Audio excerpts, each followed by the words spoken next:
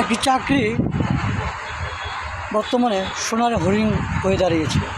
সে যেই রকম চাকরি হোক না কেন, হয় গভর্নমেন্ট বা প্রাইভেট, যেটাই বলি না কেন, চাকরি বলতে এখন একটি সোনার হরিণ।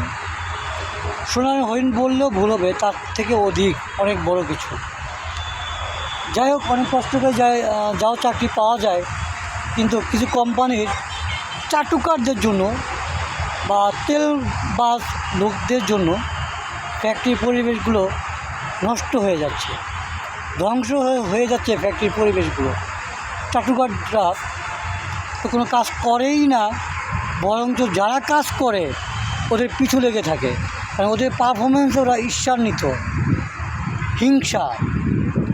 এই হিংসা বিদ্বেষের কারণে ফ্যাক্টরির সুন্দর পরিবেশগুলো নষ্ট হচ্ছে, শূন্য হচ্ছে কর্মসংস্থান।